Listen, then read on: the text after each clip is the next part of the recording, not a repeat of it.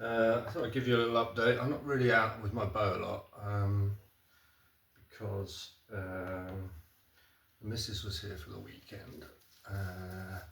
Last Wednesday I stepped on that fucking splinter right in my heel,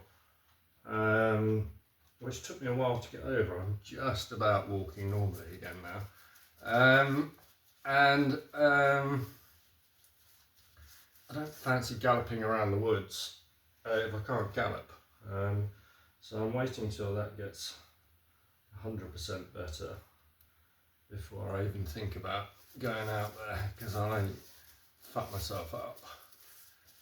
Entre deux, I'm painting the fucking beams. I mean, as you can see, originally they were in this horrible, much the same as the shutters, but even thicker, darker, boaty, stainy varnish shit. I mean, and the ceilings are really low here. I'm only on a little step ladder, so it made it really dark, and there aren't many windows, as is usual in old stone houses here, because kept the heat out and kept the cold out. So it's not massively light, it's low, and it's this colour. So I'm mixed up a little old grey that I had with the rest of the pink from the shutters, a really light pink, and then lobbed a load of old white that I had in it, and I've made up this mix that's just grey-ish. So I'm doing that. It's a ball ache because there's loads of fucking knots and stuff like that that you've got to fill in really with small brushes before you can actually paint the thing. The flip side of that though is you get to know the piece of wood as you're painting it, and the person that actually cut it, because it's all cut by hand, these things, and you can see much better when you're up here painting out and when it's painted light, the individual cuts the blokes have made. And I mean, it wasn't it wasn't a fine piece of work. I mean, this guy's obviously hacked this out in a bit of a hurry. It's got character, which is great beauty wise. It's not great painting wise. It's a pain in the fucking ass. But anyway, I've done the one behind. I'm doing this one over the fire. It's cracked to bollocks as well because it's over the fire, I suppose. So that takes time. I'm using that. I'm even using a little school paintbrush to get in the cracks, really, because the brown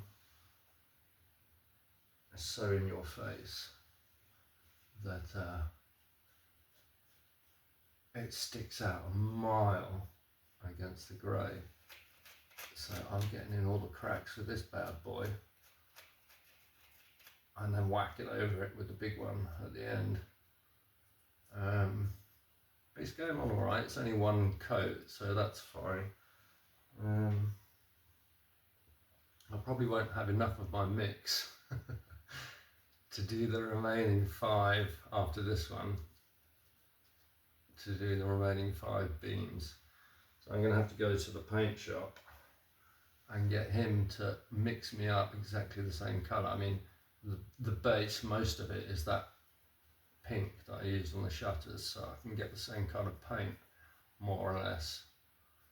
And I might have to do the last 2 in that, but they're nearest the windows, so any change of tone can be blamed on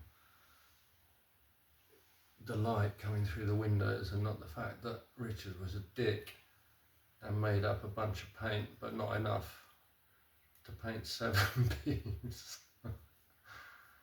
So there we go, that's me. I'll be back on the bow. I might have a shoot this afternoon when I finished a couple of these. Get back into the swing of things and then get back in the woods. Piggies are about on the camera a lot, but only at night. I'm not allowed to shoot at night. It's sunrise to sunset,